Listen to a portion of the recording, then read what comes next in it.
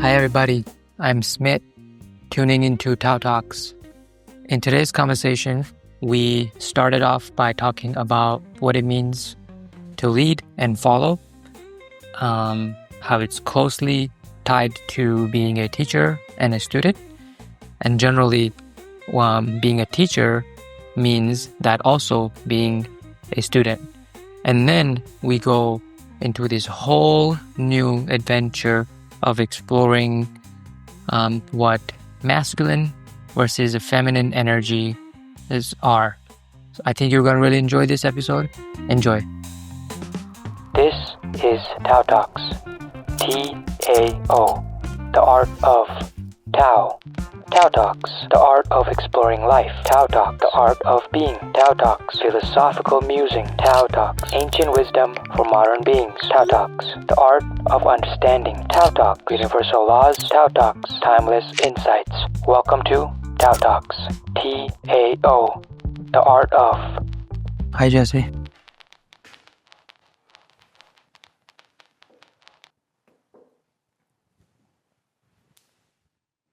How you doing? I'm good.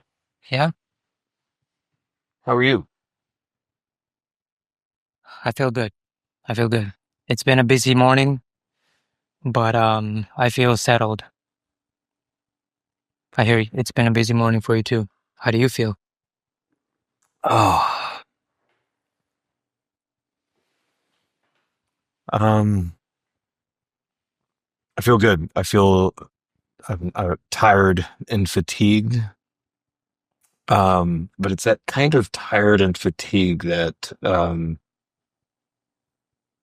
comes from good, busy, productive things. Mm-hmm.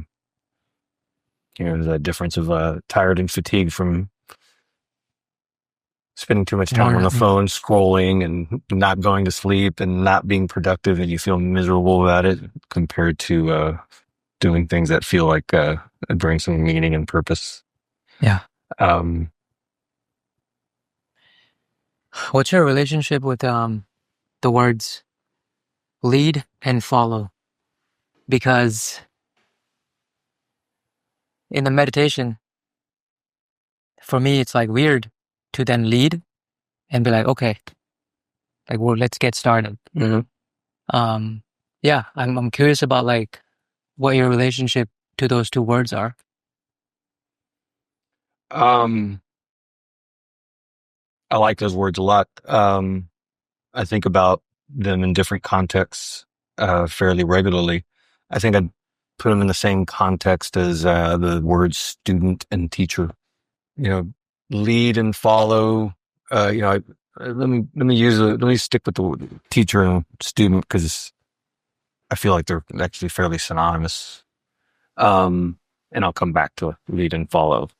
Okay, because I was like, particularly, that's the reason why it feels weird for me, because I think I'm a student here, and yet specifically for that meditation, I'm leading. And so there's like this notion of uncomfort or discomfort in leading. Yeah. So teacher and student are,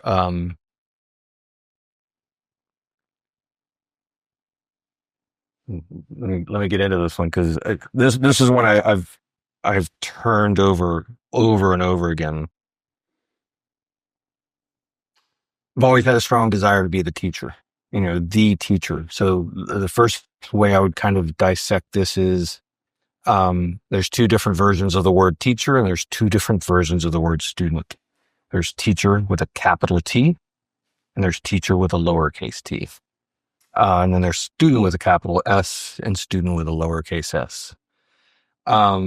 There are times where I am in the room and I am the teacher with a capital T. I'm going to teach my class at ABP. I am the teacher with a capital T. I always want to also have the mindset that even when I am the teacher, I am also the student. So if I'm a capital T teacher, then I'm also a lowercase student. I'm observing and I am learning. Even if I'm teaching, I'm still paying attention, because there are things that I can learn from my students. Just because I am the teacher in the room doesn't mean that I don't have an opportunity to learn. So I always want to be a student. And then there's times in which we're being a teacher with lowercase t, which would be the reverse of everything I just said. There might be somebody who is the capital T teacher, and I might be the student in the room. But how I lead as a student, how I participate as a student, I am also a teacher to others, but it's a lowercase t, right? And I think the difference is largely how my ego takes those words, because my ego really likes being the teacher with a capital T. But I think the more important place that I find that I'm the best teacher is when I'm the teacher with a lowercase t.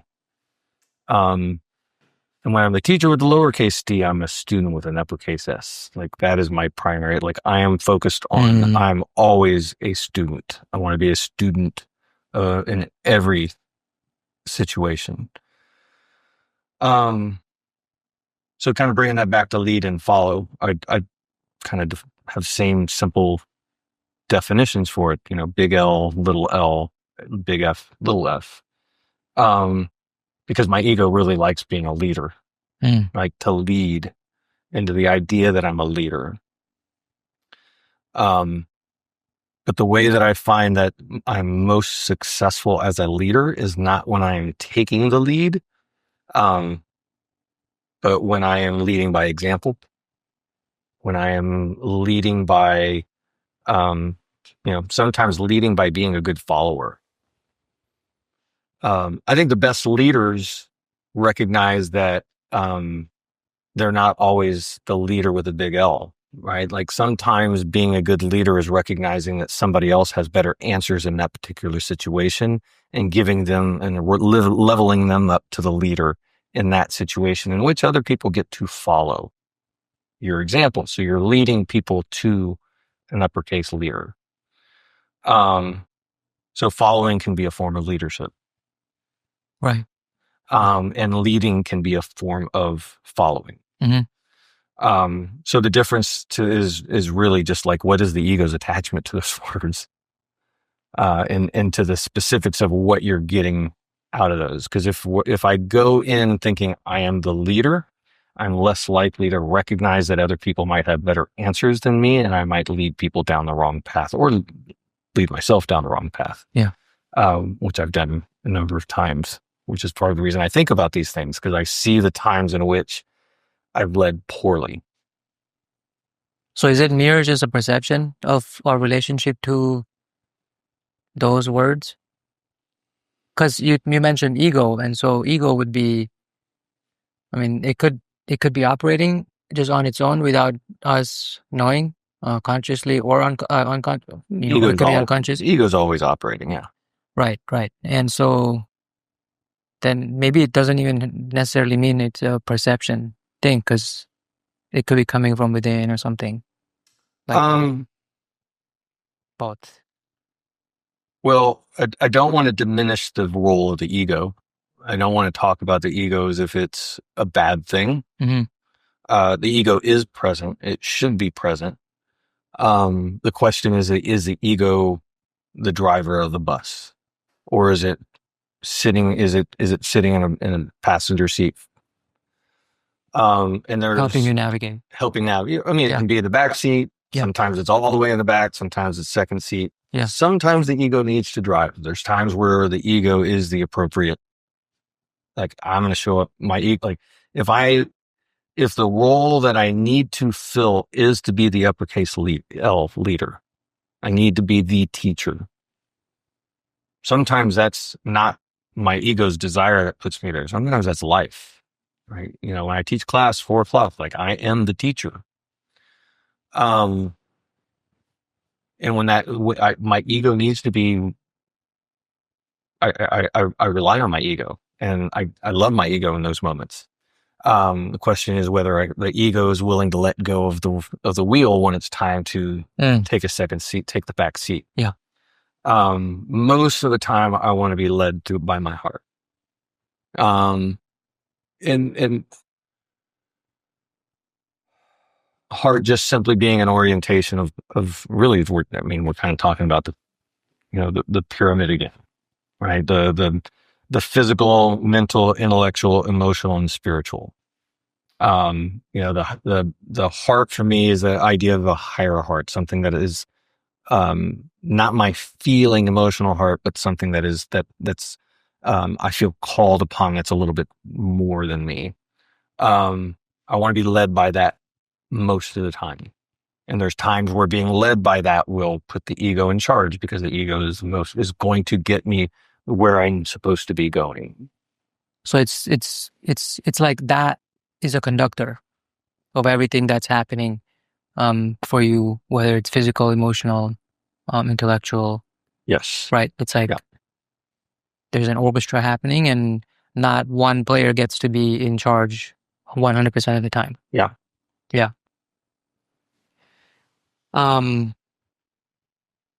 Interesting how things connect, because me and my partner are working on joining our finances, and it feels like we have one meeting that puts us back, and the following one starts feeling like the gears are working together.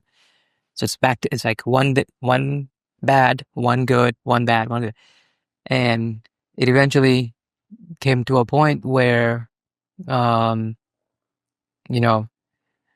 kept telling myself that I need to have patience. I kept telling myself that I'm being impatient. And it ended up being where I just allowed that to exist.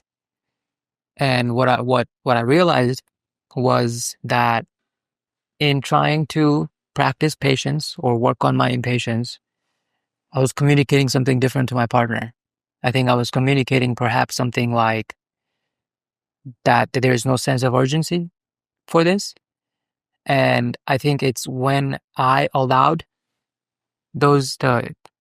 patience and impatience to surface and be at the table, is when, it almost showed up as frustration or anger or impatience for sure. It will show up as those things. Right. And yet it communicated urgency, and it's leading us down like a different path or more active path, but that feels together. And what's interesting, I think this is what I want to dive into more today, is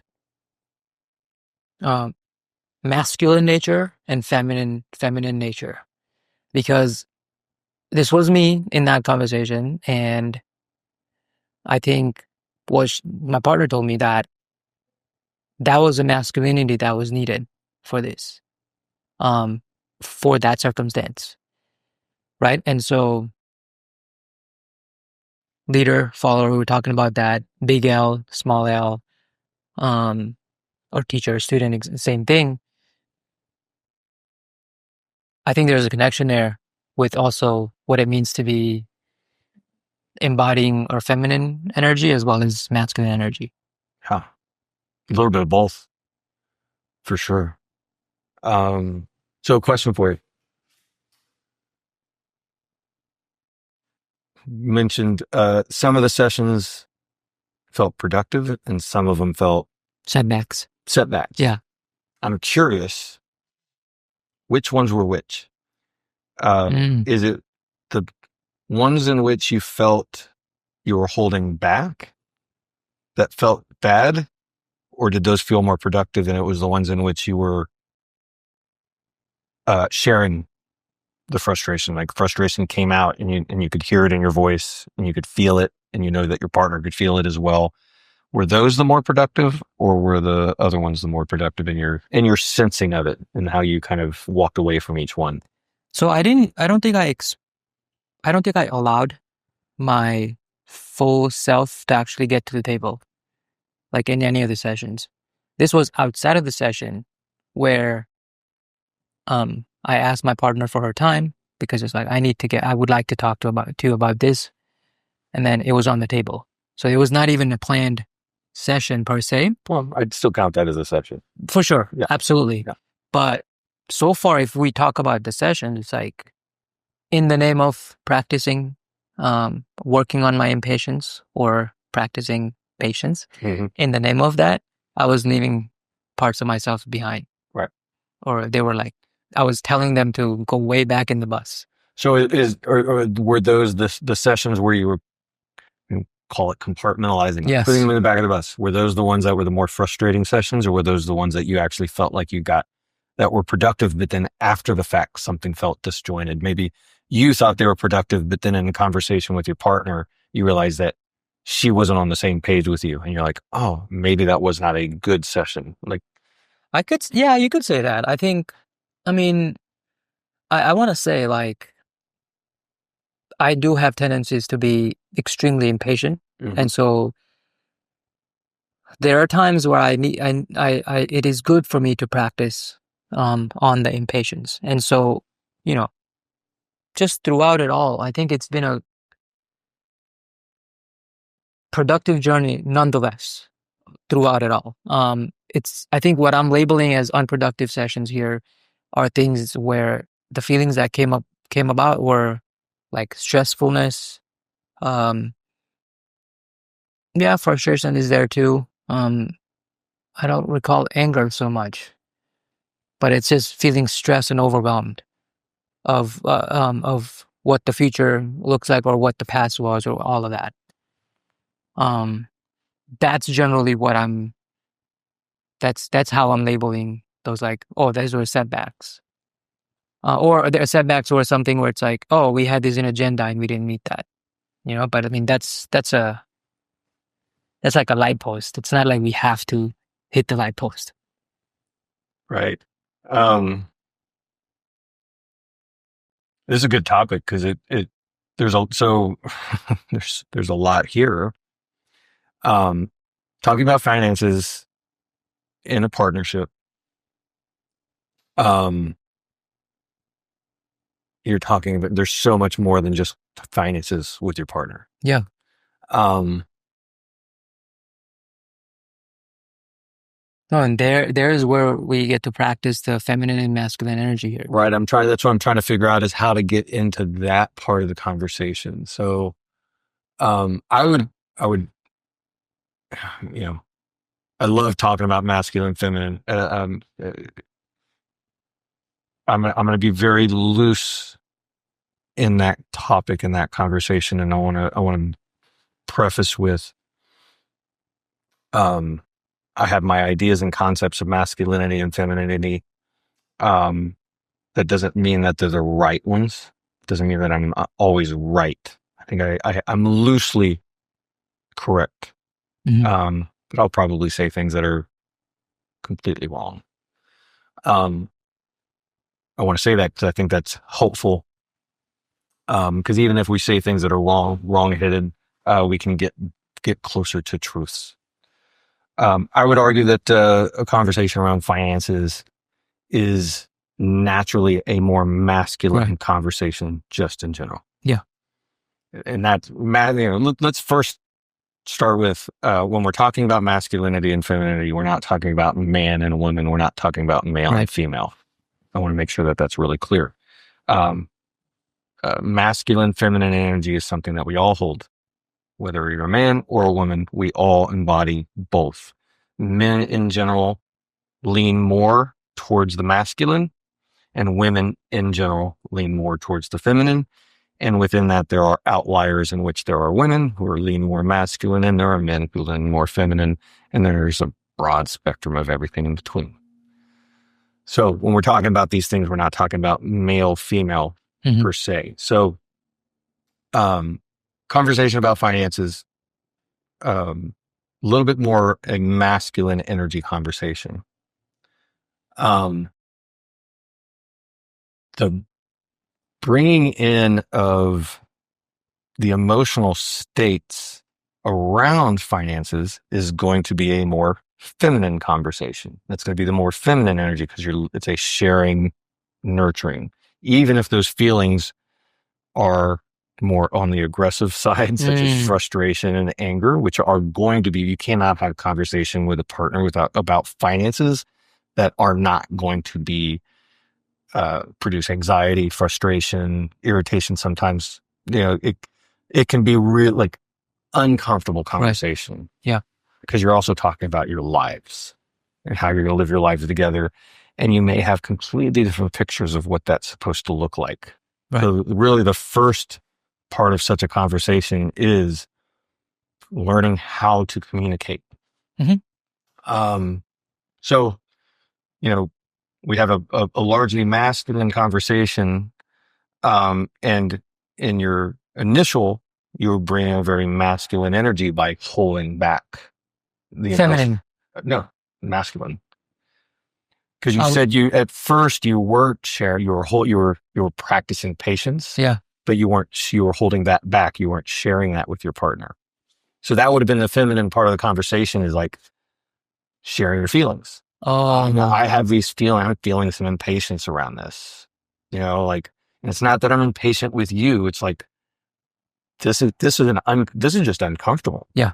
And so it's going to produce some uncomfortable feelings. So by holding that back, you are actually engaging it in a more masculine way. Which I would imagine that's not nothing wrong with coming about, we're men, we lean more masculine, and in that world, we don't need to share feelings about every single thing that we're doing. Sometimes we just go do the thing. Yeah. And whatever you got going on emotionally isn't all that relevant to getting the thing done. But in a setting up the future of your finances with your partner, the impatience is the most important thing to focus on right at first, because that is about communicating where you're at. And it also makes it okay to have uncomfortable feelings about this difficult thing, so that when the uncomfortable feelings come up, you have the ability to talk about them and work through them together. Yeah. So it's actually a way of bridging the masculine and feminine together, which is important because you're bridging that within your relationship, because your partner leans a lot more feminine, although she has a lot of masculine qualities too. Right. So there's kind of two different things that are going on. There's, the conversation of the communication of where are we at, and then there's the actual conversation about finances. And the finances are secondary at first, especially since y'all are fairly new in being married. You are already in a good place financially, so it's not like you're not in financial hardship to where finances are you got big problems to solve and you got a timeline to solve them because the bills are coming due. That makes this a different, you're not in that place, so you don't have to be in a rush to solve the finances. So the impatience is that's really where the meat and potatoes, at least initially, are at. Can we communicate about difficult things and share our feelings without it becoming a battle? Because just because I'm frustrated doesn't mean I'm frustrated at you. Yeah. I just don't like, or this task. Like I've done this my whole life. I feel like I have all the answers, and I just want to do it my way, but I can't anymore. Right. That's frustrating. Yeah. Right. And it's not frustrating because of you. It's frustrating because it's not just me anymore. And that, it's my world's changed. Yeah. And it takes a reorientation, and reorientation is always going to be a little bit, what comes next? The next thing is going to always be a breaking down of the old paradigms, which leaves us, what we thought we knew of the world, our way of being is no longer there. And that's going to be inherently anxiety producing. It's going to kick up fear and frustration. Those are going to be natural byproducts of it. Yeah. And so you have to be able to share that with your partner and walk through that. And it's, I would say it's probably the most important part of that conversation. Because once you are able to communicate effectively, the problems that you actually have to deal with that need to be solved are going to be so much easier to deal with. Right. Like the answers to those things aren't that complicated. Mm-hmm. It's generally our inability to communicate effectively that gets us to those answers. So I think, no, so what I discovered from this was that I thought I was aware of this. I am aware of what you're talking about, especially with, I'm just backtracking to everything that you're saying. This notion of doing this part, working on the communication part is the meat and potatoes of this thing, that once we, refine this engine, the objective goal of combining our finances or whatever, we'll meet that. And so I'm aware of that. And I think this is a notion of like where when you're growing into something and you're expanding, it just still feels like you're acting from a point of reference where you don't know, like the point of this. But I think it's just a nature of growing, is that you don't know what you know until you know it. And then when you know something and it clicks, and then you're like, whoa, like, how, I don't understand how I kept doing this other thing. But you just don't know until you know. And this whole thing that you talked about holding back, I mean, I swear, man, I had it just flip backward in my head of the notion that, me working on patience, that's how I thought, right, is allowing the feminine energy to exist here. Otherwise, the opposite would be unleash the beast. I know what I'm doing. Like, let me convince you with data that this has worked and how this can get us to point X. And why wouldn't you want to join this in? Like, join this train, right? And so I was avoiding, me holding back was me avoiding that beast. I was like, that thing needs to go in the back. But in a way, you're saying like, oh, just whatever that was, it still didn't allow me to bring my full self to the table. I mean, I know. I don't know if I would go so far as saying it wouldn't allow you to bring your full self to the table. I think your full self is still at the table. You just weren't disclosing that to your partner. Which is a very masculine task, generally. Yeah, I mean, it's, it's one thing that men are constantly, what's the biggest complaint is that men don't share their feelings. Right. Right. Which I think we're designed that way for a reason. Mm-hmm. So there's a reason that men don't share their feelings in the same way that women share their feelings. We are not the same creatures, but that doesn't mean we aren't capable of it, and that there aren't times in which it's not only appropriate but somewhat required. Especially if there's anybody we're going to share with, it's our partners. Can we talk about that actually, just evolutionary, just real quick, because I think it's a good segment of that. Why we're designed to not share feelings. Men, the orientation of men to is going to be largely to other men. Evolutionarily speaking, let's go back like hunter-gatherer. Right. What's the primary role for the hunter-gatherer? Provide and protect. And gather, yeah. Yeah, provide and protect. Yeah.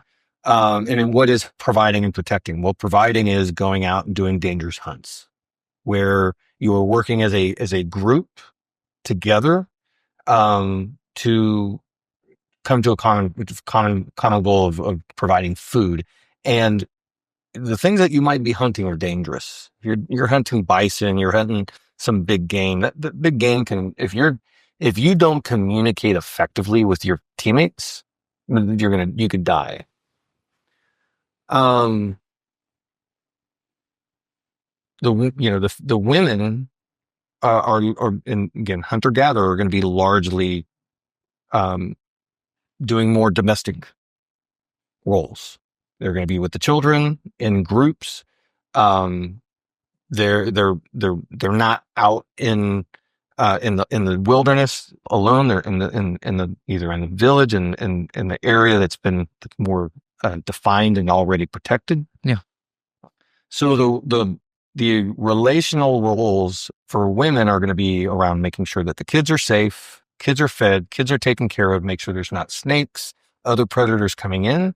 So women are going to be more oriented towards the nurturing, but also fear of what's on the outside, while men are going to be out in the outside where it's dangerous.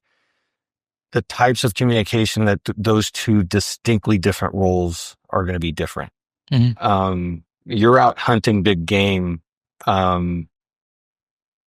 You're having big feels, like, and you're trying to share that, like, is that relevant to what you're doing, or is that distracting? We have to have a more single-minded focus. So we're going to be more in our intellect, ego, less in our emotions. We're around small children. You're going to be like, it's a much more nurturing, much more emotional state. So, we're designed differently. Like, neurologically, we're different. The hormones that were produced in our body based on those situations are different. Men are going to have more like testosterone, cortisol, stress hormones. Women are going to have more of the softening, stress reducing hormones, because those are the environments are different, and the requirements that we need in those environments are different. And so how we communicate with each other are going to be different. There's a lot more like evolutionary psychology and behavior that there's a lot of great content on YouTube that gets into that. That I'm not that expert, right? I can't speak quite as well to that stuff, other than very, very loose. So it's this notion that man has to go. We've been evolved to have the ability to go into the darkness when it's like biologically there will be fear there. Yet we have to turn something off or have not as much of, so we can actually go into the fear, face that. And evolutionary, that wasn't largely the case for women. Let me throw in one other little thing here. Men are more expendable. Right. Let's talk about that too. Right. Right. Like, women are required in order to continue to carry on the population of humans. You can lose 90% of your male population and be just fine. And so again, the orientation to how we feel is less important, because we're literally designed to give our lives for the group. That's if we're in our little hunter-gatherer tribe and we're attacked by the neighboring village, or there's a lion, we're not cowering in our huts. Yeah. We are going out where it's actually dangerous to face the danger. It's a different emotional orientation. If we were to feel and express those feelings, we'd be less capable of going out and meeting those demands. Right.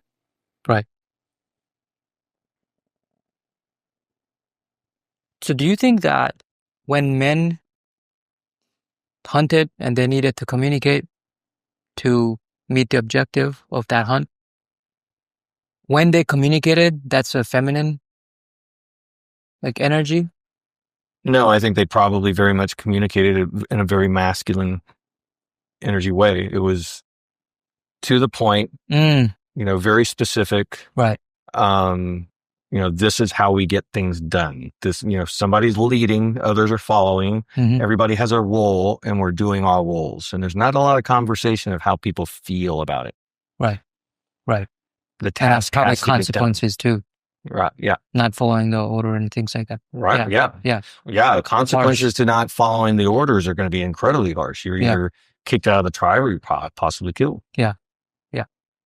The fact that we are both masculine and feminine as men, as humans, you compare humans to gorillas, A male gorilla has very little feminine qualities to it. Especially the alpha. Chimpanzees as well. Like, I would say out of great apes, like the level in which human males have more feminine qualities is probably something that it sets us apart from our, like, part of what separated us out from other apes in the way that made us as successful as we are. So even out of those hunter-gatherers, I would imagine that some of those hunter-gatherer males were still more feminine compared to their gorilla and chimpanzee counterparts. But compared to us modern men, they were incredibly masculine. Yeah. Compared to us, I think we've moved way more into our feminine, especially in this modern age, for where we live.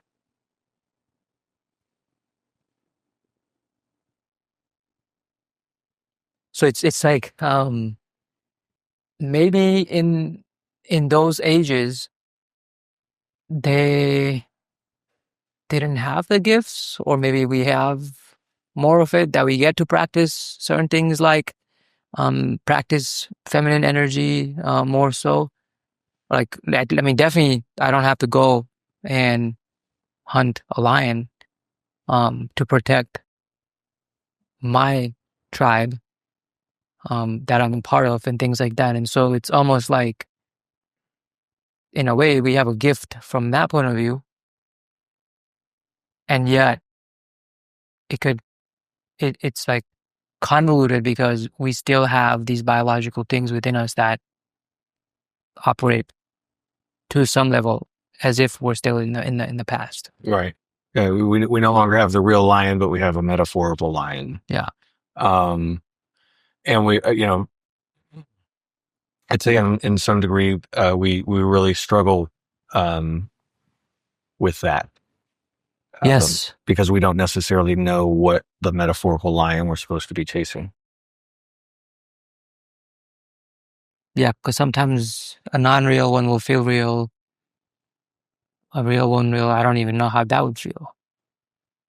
I mean, I think largely most people actually probably haven't never faced lion like that. Right. So I love the concept of the hero's journey. I think that it resonates strongly with me. I think and I don't think that's we can attribute the hero's journey towards the masculine. I think it largely is a masculine embodiment. Right. But I think it's an important story for men and women. Right. So when the hero's journey, I think it appeals a lot more to boys and men. I think it's also important for girls and women. And the thing about the hero's journey is it's kind of a concept of a rite of passage.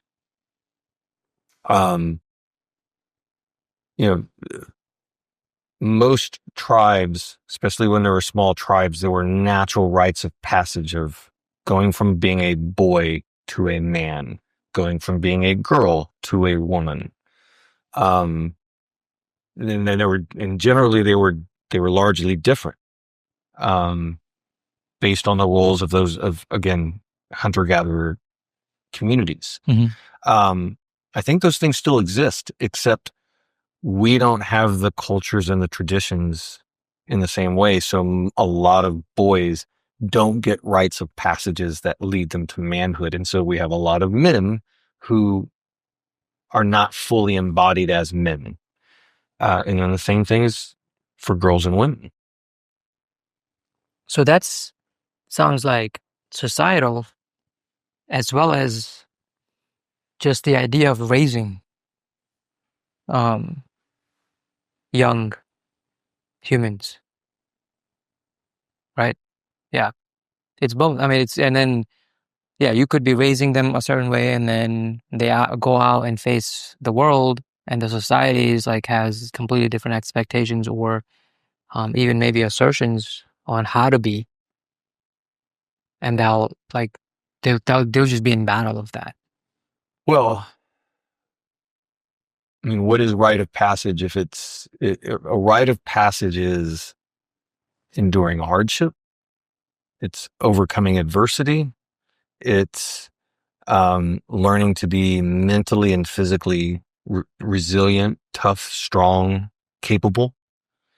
And if you don't receive that in your childhood, especially through those periods leading into an adolescence into your adulthood, then when you go out and face the world, modern childhood is crazy compared to, it's crazy in the sense of how much,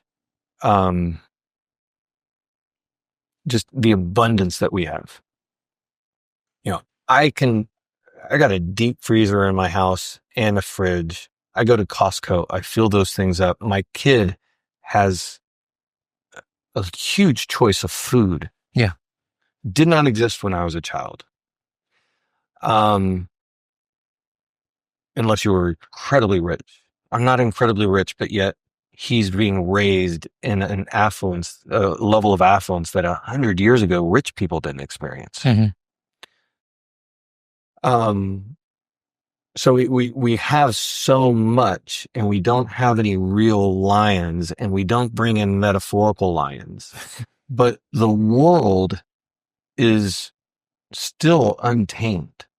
So we have this childhood that we're able to provide so much, and there's very little hardship, Mm-hmm. very little work and effort. And we keep these kids protected. They don't go out that much. When I was a kid, I was riding my bicycle all over the city when I was 8 years old. Nowadays, parents get thrown in jail for letting their kids ride their bicycle out in public. So children don't endure hardships. Everything's easy for them. When they hit adulthood and they're out on their own, the world's going to be very hard. Mm-hmm. It's not going to do things the way that it's not going to pamper them the way they've been pampered, and they're going to be ill prepared. And so it's going to be a big slap in the face. And not every kid going into that adulthood, especially if they don't have good enough rites of passage to challenge them, are going to be very ill equipped to meet the challenges of the real world. That's like making me think that even though maybe on an individual level we don't have as much hardship, or we're not actually facing real lions, yet the world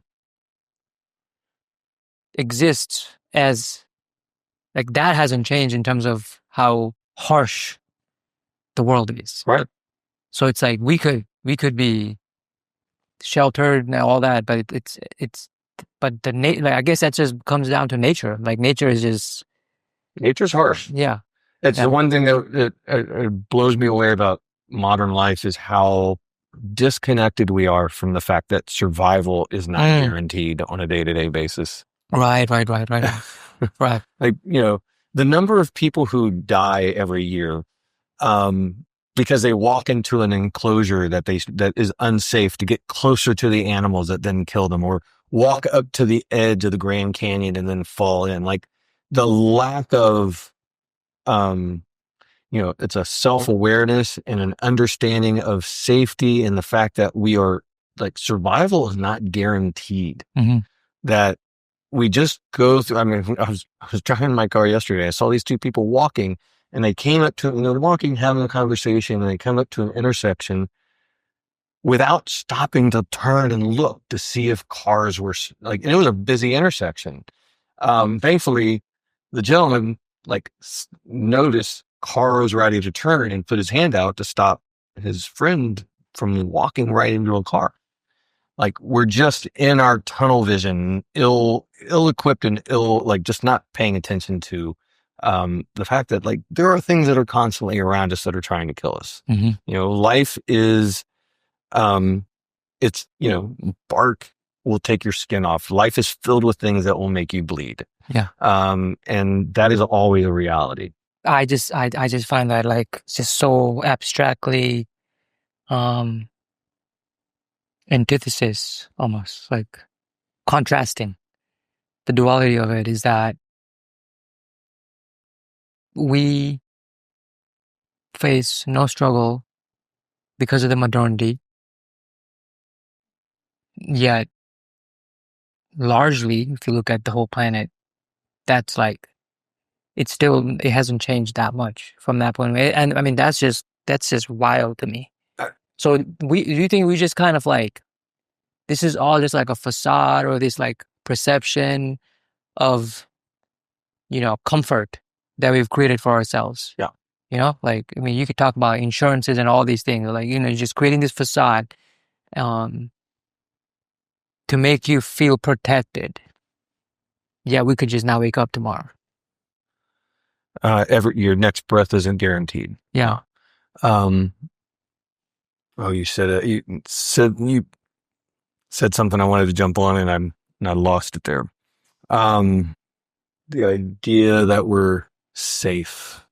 It's not exactly what you said, but it was something to that effect. It was protected. We walk around as if the world is no longer dangerous. Well, let's come back. I'll just bring it. I'll use the lions again. So, we live as if, I mean, there are no more lions, right? There's no lions in our day to day, but the metaphorical lion is still very, very real. Like what? Well, that's the trick. We kind of like, because some of them are just perceived though, but they're still very real.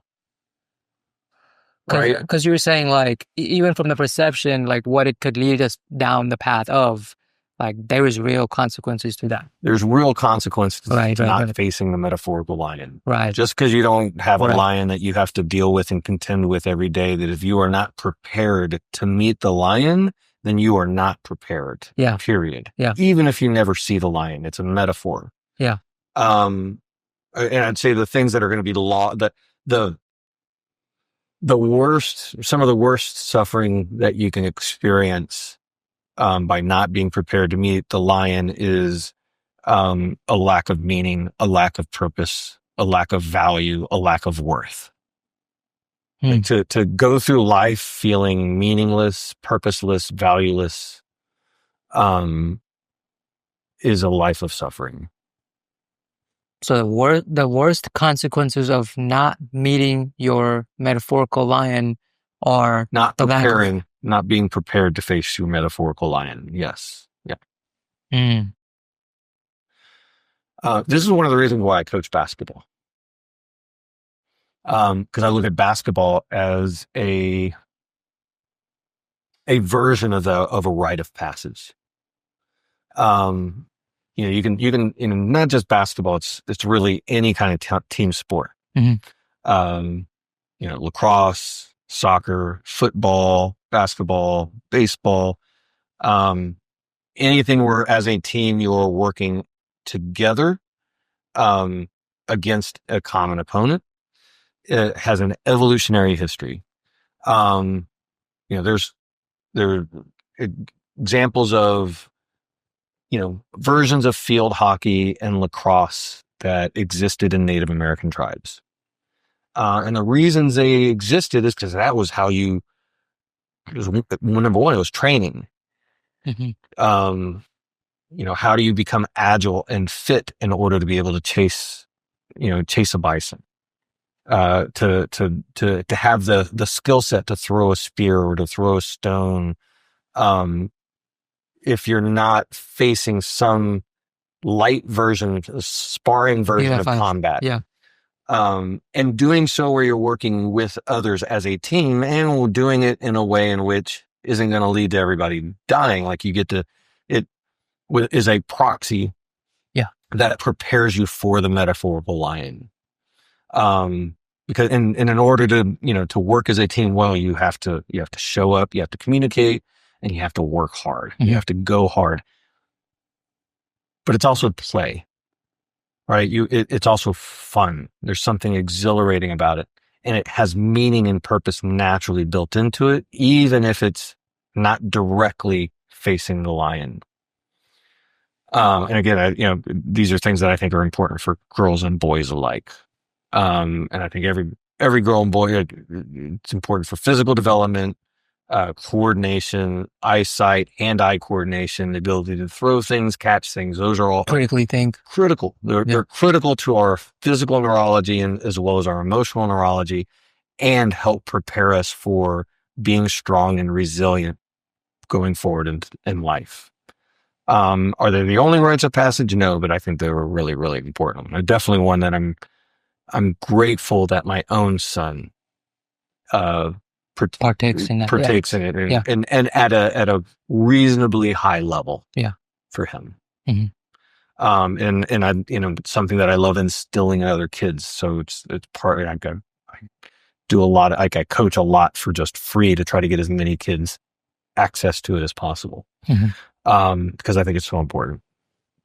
Yeah, I want to talk about the definitions or like the behaviors of masculine energy and feminine energy.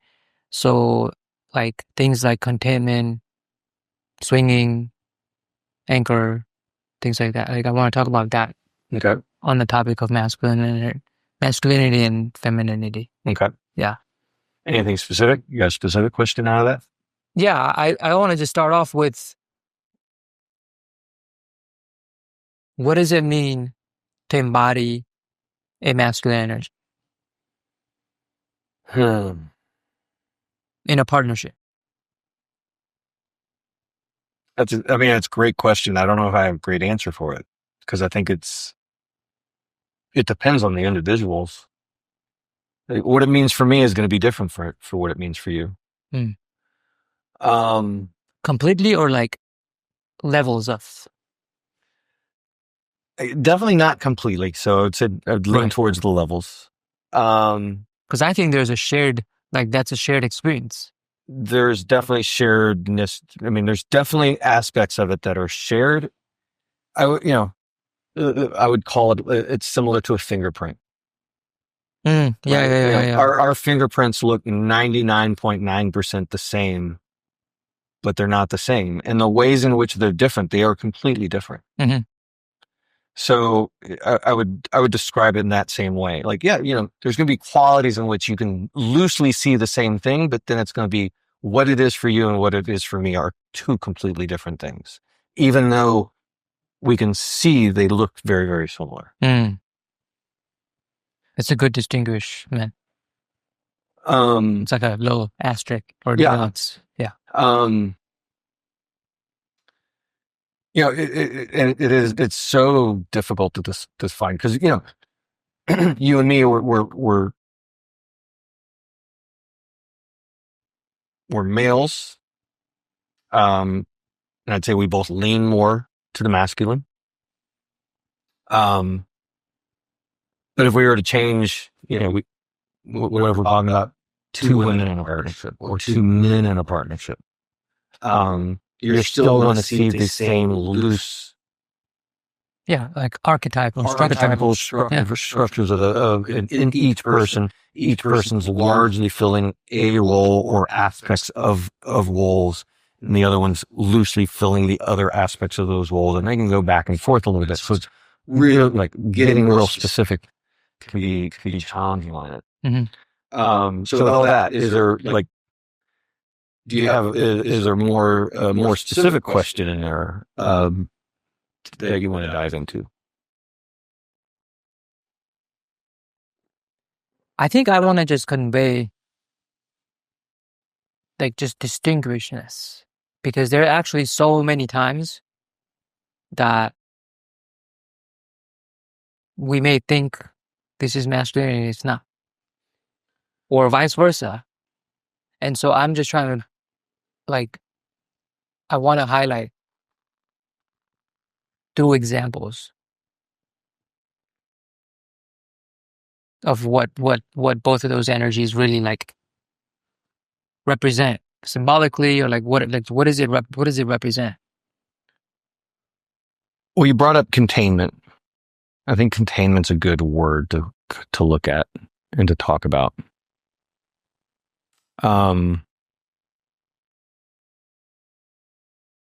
So let's come back to finances. Okay. And I feel like setting it up like a room, similar to the room we're in here. Containment would be the walls and the ceiling and the floor.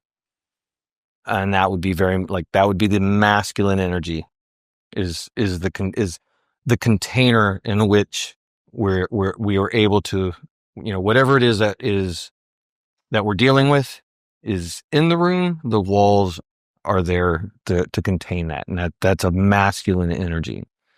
Physically, metaphorically, both ways. Yeah. Yeah. And so you can have a positive masculine, you can have a negative masculine role there, right?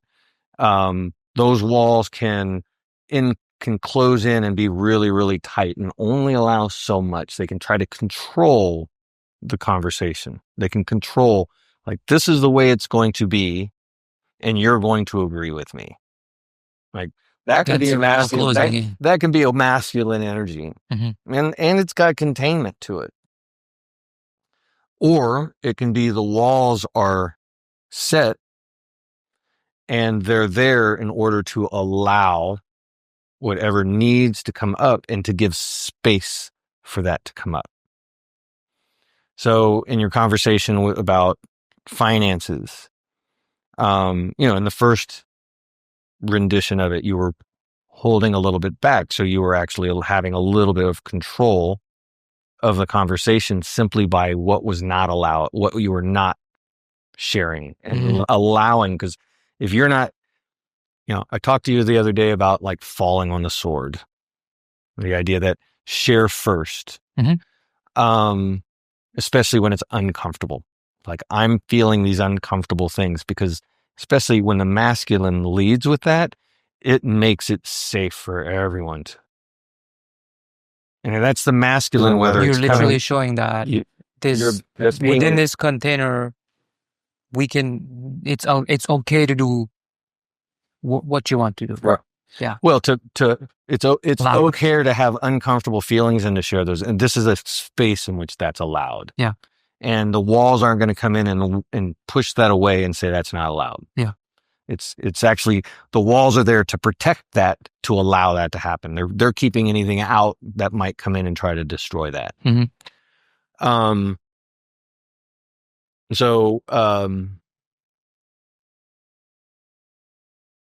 that's kind of one. I think it's a good illustration of masculine energy. Okay, vice versa then, feminine energy.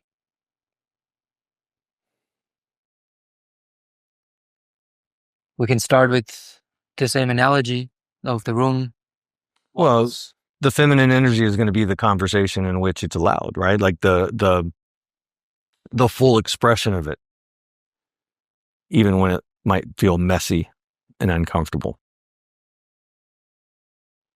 So just for the metaphor here, I remember you saying like decoring it and things like that would be feminine.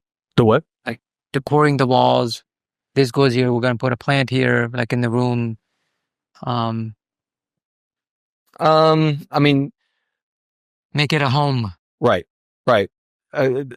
Yes. I would lean towards that.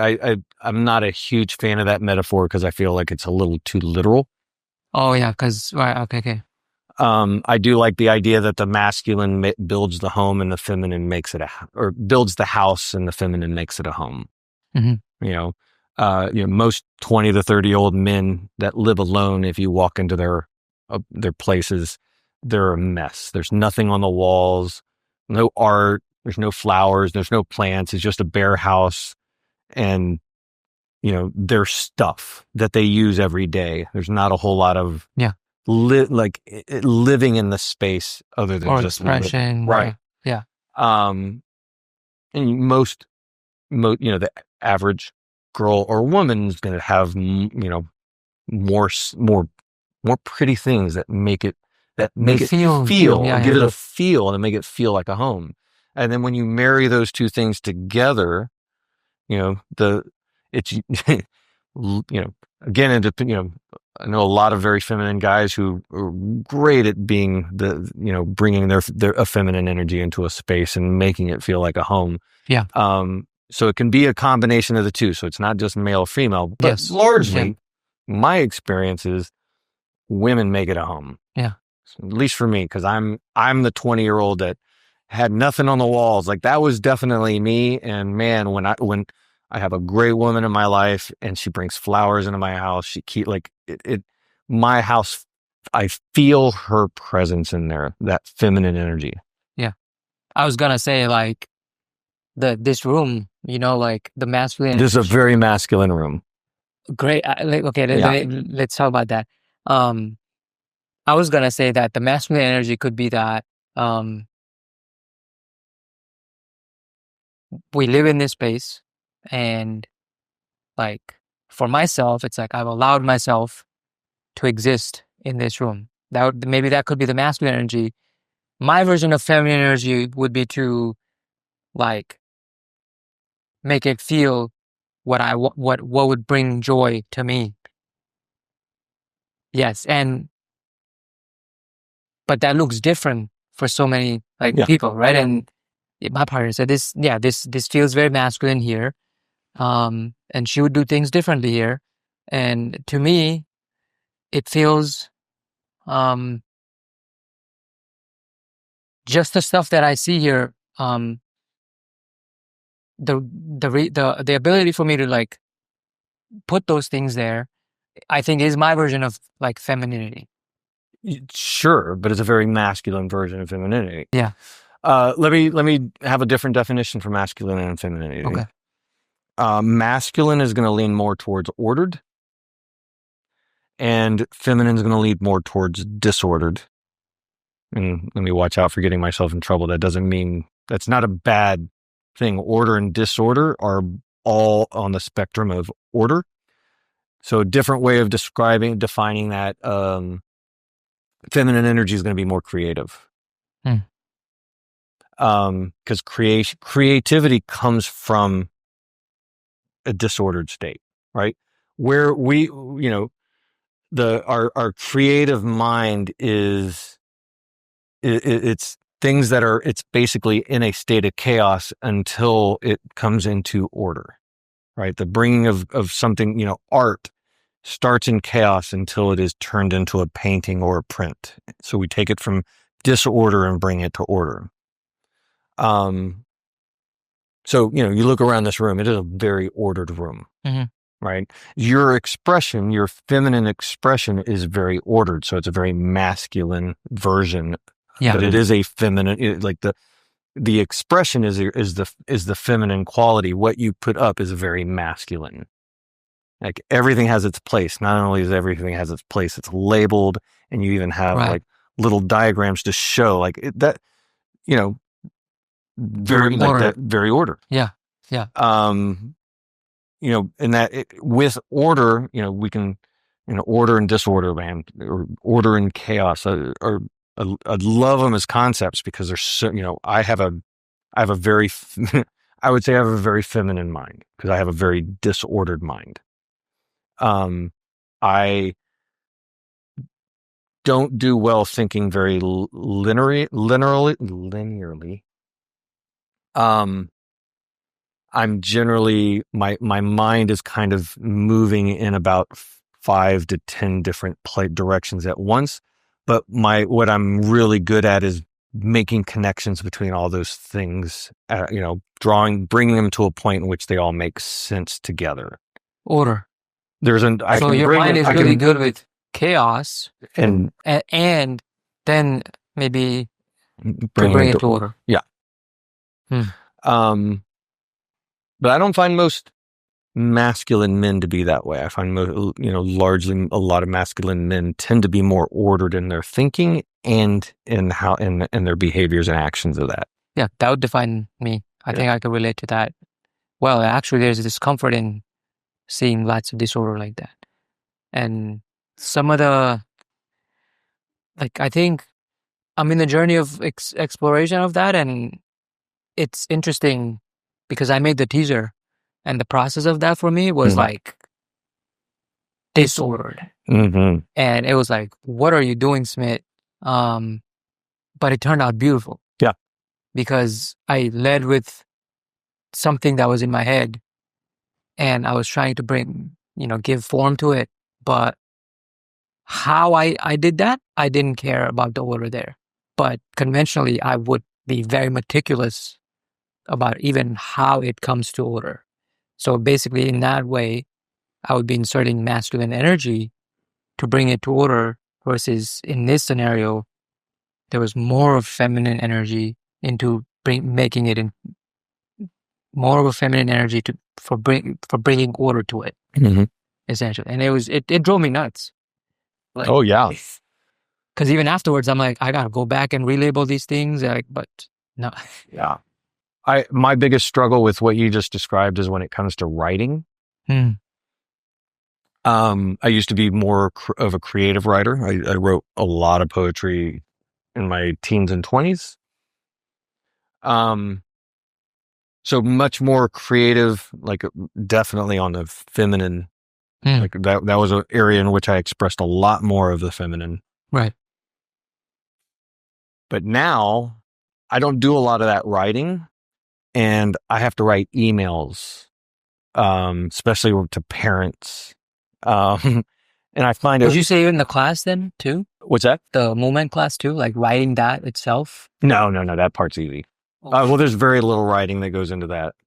Other than I understand. I understand. Yeah. But still, no. But just writing an email that's like 2-3 paragraphs, or if I have to write a bio, if I have to write something that's about what I do, because I write creatively, my ability to edit so that it's readable, and then my ability to like be comfortable hitting the send button, to be like, this is the final thing. It's so you're so saying uncomfortable. It's the disordered part in you that makes it that uncomfortable, or the feminine part. It's, or maybe I'm reading too much into this. It's because the way. So part of it is I tend to write. The best way I can describe it, I write like Yoda. Okay. Like the second thought always comes out first, and the first thought always comes out second, and I have to write the whole thing and then go back and replace where everything's at. Yeah. And then, does it still make sense? And when it's in a more ordered state where it's readable, it doesn't read well to me. And then I'm in my, I'm just doesn't feel right. Because it doesn't read the way my brain wants it. Yeah, maybe it's too streamlined, maybe it's too structured, maybe it's too ordered, actually. I would imagine it's similar to you in that teaser.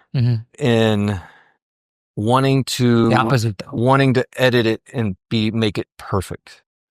But then the editing to make it perfect, you start cutting it away so much that it no longer is what it is, and you're constantly going back, adding things in, taking things out, and never feeling satisfied with it. And at some point you have to go, I'm done, and it's a mess, and I have to be okay with it being a mess. And that's the part where I feel like it's like, well, I'm done. Like, I've done everything I can. If it's terrible, I'm done. And I have to hit send. But I never feel comfortable with that. I never get to the point, like, that's something I absolutely don't like. Isn't that just the process of like any creative expression? Like, it's really like a juggling of masculine and feminine energy, because I had this perception that we'll just use an example of making a painting would be like, get a bunch of colors, like, even if you're trying to recreate a specific picture onto a canvas, or you're just going off of what your brain is allowing you to, or wanting to, and you're like, you just got to start painting, and that's that chaotic energy. You're just doing it, not necessarily for an outcome. And then there's this version where I've met a lot of artists who actually have method to their madness, where they will only use like 5 colors for this particular series, and they will make them in batch because they don't have to keep like remaking that specific exact colors and things like. And that is like a very masculine, like putting order-ness to it. Yeah. So that they could maybe also allow for that feminine energy to come out. Right. The masculine, like that would be an area in which,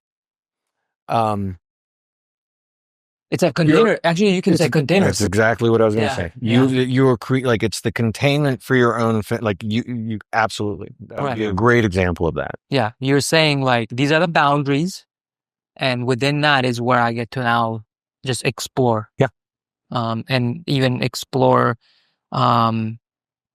infiniteness of that finite boundary. Yeah. Right. And it's almost like a challenging itself.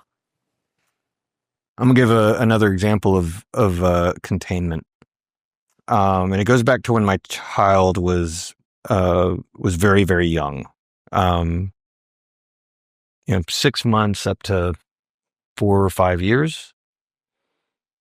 There was a difference between the way his mom would deal with him when he was struggling, like when he was having a tantrum. Let's call it a tantrum. Mm-hmm. And tantrum is generally just it's a reset. Like children are their brains are constantly developing, and so they go through periods of equilibrium where everything's great, and then all of a sudden one little thing changes and they're in disequilibrium, and they become little bratty brats. And how his mom would deal with that and how I dealt with that were distinctly different, and both incredibly important and relevant. So it wasn't one, this was doing it right versus wrong. It was, he needed us both, and he needed us doing it the ways that we were doing it. She was more nurturing. She's a mom. Now she had very good, strong masculine energy. So she also could be have masculine container, and she could be very, when he needed a firm wall, like she was that is not okay. She could do that too. Yeah. Right. But in general, she leaned much more nurturing. I definitely had a nurturing quality to me. So I was also had that. But I always saw myself as I was literally the wall that he could flail against, that wasn't going to hit back until whatever it was he was going through, he exhausted it. And so there, especially if it was behavior that he was doing where he wasn't getting what he wanted, and then all of a sudden had a big tantrum, and I would sit him on my lap, and if he squirms, I'd hold him tighter until he couldn't squirm. And if he starts to, some points they want to bite, kick, slam their head into you, especially when they're young and they haven't learned yet, and just holding them tighter and tighter, breathing, because it's easy to get angry at a little kid when they're doing that. And you don't like, and the purpose, my goal was to not retaliate with emotion, to be loving and nurturing, but this is not okay. But also, like, I'm getting, by being that container, all that energy, like, it just gets exhausted because he's fighting so hard. And I'd hold him until he'd eventually cry it out, and I'd sit him back down, and then I'd make sure he can look me in the eyes. Like, can you look me in the eyes? And then we'd talk about, okay, like, that wasn't okay. Can you repeat it? Can you say okay? And if his eyes are darting around, then I know that he's not quite there, and we'd go back to where we were at, and he'd have one last little cry, and then he'd get through it. And the amazing thing is the reset, because the point where we get back to, like, he's able to look me in the eyes and repeat what I say, and he gets it, he'll then, like, his face lights up, and he gets off, and he runs with a smile on his face, as if all of that never even happened. I did that release, right? What's that? It's almost like there was something within him, and then there was a release through a process of X. I allowed him to have his feelings. Yeah. I didn't tell him he couldn't have them. And I gave his feelings an outlet with containment of what was allowed. You're not allowed to hit. You're not allowed to bite. You can't get up and go run around and do whatever you were just doing, because that wasn't okay either. So we're going to sit here until you get to work through it. Mm-hmm. And when you work through it, it's like, boom, it's gone. It's it's not, the get angry. What most, a lot of people stuff that anger down and pretend like it doesn't exist. I'm not angry. It's like, well, I can kind of tell you are. You're gritting your teeth really hard and your eyes are about to strain out.